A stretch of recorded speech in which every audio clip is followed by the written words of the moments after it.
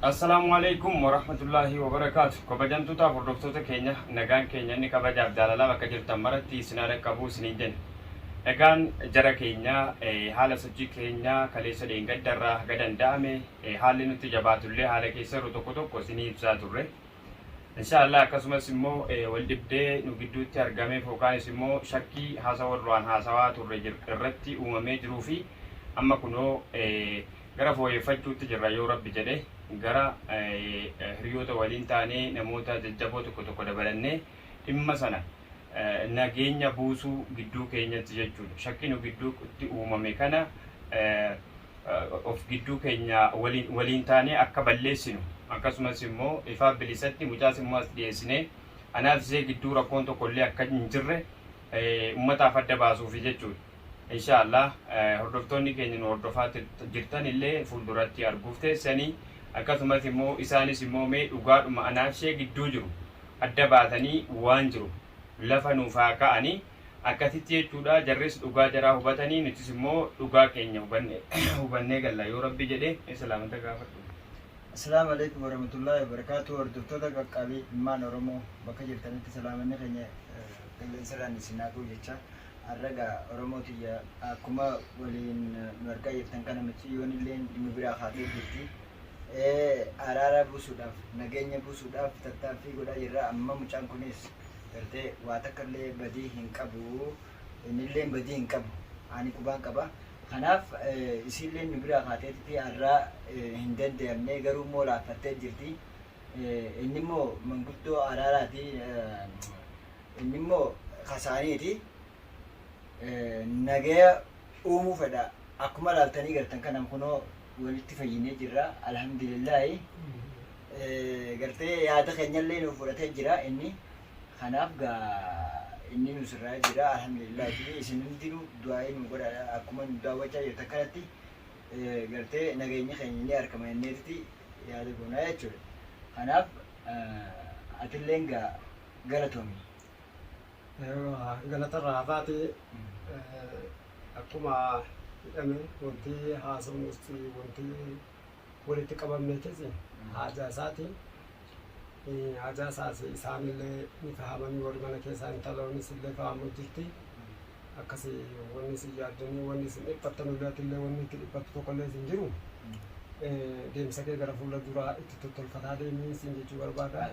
Hordoftoota keenyaanis ani gara tokkoonis saahiba isaatis fuddaa isaatis gara manaatis obboleewwan isaaniitis manguddoo araaraatis wanni manguddoo araaraa ta'eetis yaada dhalaan fudhachuu fi takka qeebaluu hin dandeenye waan dhiirri irra beekaa ta'eef an isinii hubadhee yaada keessanis waa cufaa'uu itti mirkaneeffadheetiin isaanillee dhorkee isinillee tasgabbaati gattaa'ati. Waan buletu waan gaarii argateetiin isinillee tetteessise. Kanaaf inshaallah wanni tatillee yaadu hin jiru. Akkasumatti hordoftoota keetiinis inshaallah milkoomnee ittiin. Inshaallah egaa yoo rabbi nu milkeessee wanti raawwatamne hin jiru numa raawwatama yoo rabbiin egaa yoo irkoon keenya kaleessa yoo rabbi irratti ta'e kaleessa yoo rabbitti keessa keenya tarii guyyaa tokkollee isaaf jecha sujuudii buunee jirra ta'e rabbiin jaalalaa fi kabaja gidduu keenya jiru kana nu faana nu waliin ta'ee nu tiksee jaalala keenyas gidduu keenyatti tiksa rabbi irraa abdii qabna. Kanaan hawaasa keenya inshaallah haalli sagantaa adeemaa jiru haasawni kaameraadhaan alatti taasifamee hedduudha.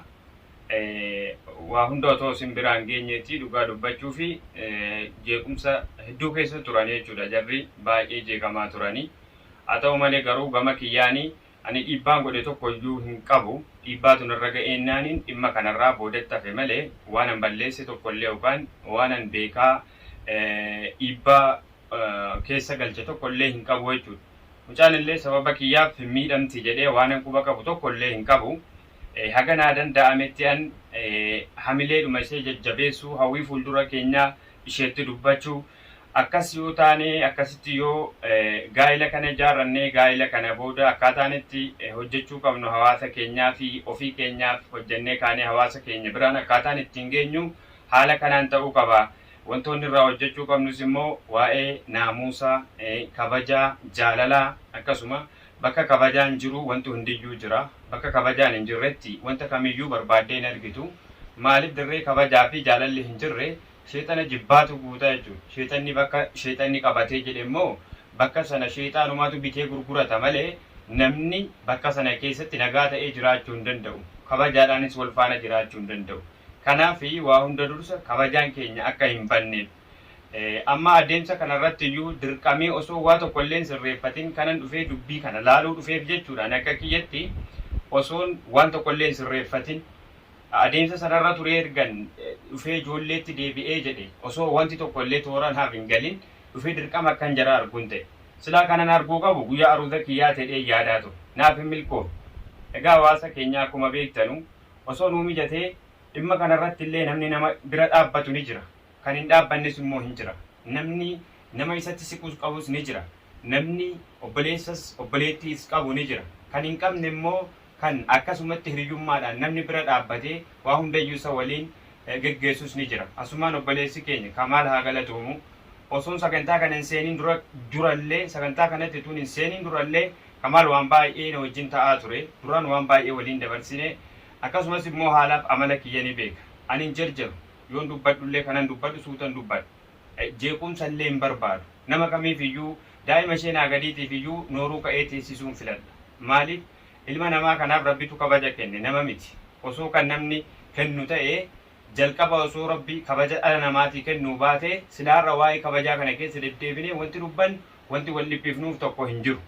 Akkuma hayawaanaatti jiraanna jechuudha. Har'a immoo nuti dhala namaa kabajamaa erga taanee achi keessatti iyyuu immoo islaama erga taanee amantii islaamaa amantii kabajamaa fi jaalatamaa amantii qulqulluu qabannee jibba labsuun yookaan jeequmsa uumuun yookaan kabaja balleessuun waan fafaati jechuudha. Saba keenya irraallee hin bareedu. Hawaasni keenya uummanni keenya Oromoo safuu qaba. Kabaja qaba, jaalala walii qaba, namummaa walii tiksa. Ofii isaatii miti, walii isaatii miti, saba biraayyuu of keessatti kabajaa kenneefiitu wajjin jiraata jechuudha uummanni keenya. Kanaaf amantiin keenyas immoo kan inni nu ajaju bakka kamitti iyyuu wal kabajnee, wal jaalannee, wal ulfeeffannee, wal mararfannee akka jiraannu. Ani wantan bakka hundumatti labsaa deemu bakka hundattuu namni kabaja walii kennuu, jaalala walii qabaachuu, namummaa waliif tiksuu, dhiiraa dubartiidhaan ulfina walii laachuu, waan akkasii haasawa keenya kiyya keessaa yeroo hedduu hin dhageessu jechuudha hordoftoota keenya. Arraba kiyyaan illee waan hin taane dubbachuu hin barbaadu. Jechi tokko illee namaan jechuus hin barbaadu. Akkasumas immoo shakkiin jara keessa jiru waan akkasii jedhee dubbate jedhaniitu shakkii adda addaatiin namoonni hedduun akkas godhaa turan. Namni akkas godhaa turte immoo Feeruzaa afaan shakka. Fakkeenyaaf Feeruzaan osoo Mahammad ana barbaachaaf deddeemaa jiru ergan deebi'ee jedheen viidiyoo sana arge waan baay'ee Haliimaa gorsaa turte. Mageen nama akkasiiti, mageen nama ofiisaatiiyyuu mataan qabu, inni maraatuudha. Mahammadiin akkamitti wajjin baastee ilaalta jettee waan baay'ee ishee gorsaa turte jechuudha. Dubartiin tokko ni jirti. Garuu an bakka kamittuu dubartiitti garaa jabaadhee hin beeku. Dubartiidhaaf hangara laafessa yeroo kamiyyuu. Akkuma argaa turtan jechuudha. Faayofaan gaafa utuu isheen hin fayyin dura gaafa waa meeqa waliin dabarsaa turre guyyaa isheen waan feeti wanta kamiyyuu nutti gootee akka feene yoo taane achirraa kaanee gaafa isheen qabamtee harka keenya galtee jettu namni tokkollee akka isheen rukunne namni tokkollee akka isheen miine waan baay'ee keessa galeetan gorsa godhaa ture na beektu hordoftoonni kiyya jechuudha. Maaliif dubartiin laaftuudha. Dubartiin utuma isheen hamaa yaadduu rabbii yoo kadhatteef malee hamaanatti yaadda jettee yoo ati haga jabina keetii kan dubartiitti buufattu ta'e dhiibbaa biraatu uumama jechuudha. Kanaaf inshaallah waa hundaaf iyyuu adeemsa jiru hundumayyuu yoo rabbi nu gargaare fuuldura kanatti adda isinii baasaa deemna. Garuu immoo gaaf tokko irra ga'uuf ta'e dhugaa keenya hin dhabnu eenyu akka shira kana xaxaa jiru eenyu akka obbolaashee kana tuttuqee kaasaa jiru ani hin beeku rabbitu beeka. Namni kun dukkana keessa sifa keessas taa'ee haa hojjetu. Haala kam keessatti iyyuu kana waan an beeku hin qabu. Inshaallah yoo rabbi jedhee immoo arguuf jirra yookaan irra geenya yookaan immoo jarumti iyyuu nama kanallee isinii ibsinaa jedhaniiru. Namni kun yoo kan ragaadhaan as ba'ee nuuf kaa'u ta'e dhugaadha. Ragaa qabatamaa yoo qabaate dhugaadha. Itti amanne waan ta'e kanatti. Sana booda immoo dogoggora kiyya jedheen ofitti amanee jara kana jilbatti kufee jara kadhadhee kabaja keessantu an harkatti bade jedhee yeroo sana dhiifaman isaan gaafadha jechuudha. Dhiifama yoo isaan naa godhan inshaallah fuulduratti walitti deebinee maatii taanee hiriyootas taanee warra kabajaa taanee fuulduratti yoo rabbi jedhe waliin jiraachuudhaaf teenya. Kanaaf wanti sun hubachuu qabdan haala kam keessattuu biyya lafaa kanarraa sooshaal miidiyaa gubbaattis ta'ee lafattis ta'ee wanti dhala namaa adda fageessaa jiru, wanti shayxaanaaf daandii bal'isaa jiru, akka namni wal jibbu, akka namni wal lolu, akka namni walirraa fagaatu wanti godhaa jiru maalidha? Shayxaana. Shayxaanni akkuma namni jettee oofu kana shayxaanni immoo sana daandii godhatee jala fiiga. Abalu kana kai abalu kana rukuti, abalu kana akkana godhi ajjeesa, abalu kana jibbi, abalu kana walitti buusi. Abalu kana akkanatti jireenya isaa hurjaajessi. Shayxaanni halkanii guyyaa kan inni irratti dalagu kanadha. Irrafu akka keenya bututee hin taa'u, hin dadhabu. Karaa dheeraa deemne jennee amma fakkeenyaaf nuti dhalli namaa kun yoo kan teenyee ka'aa boqotaa deemnu ta'e inni halkanii guyyaa hojiin isaa maali? Waan hin taane waan jallinaa qofa dalaguudha. Hojiin isaa kun achumaa kennameef, achumaa rabbi biraa kennameef. Kanaaf iyyuu hawaasa keenya haasawaa isinitti dheeresseera. Inshaallah haala jiru hundumaaf iyyuu nu hordofaa isiniin jenna. Meetillee yaada qabdu.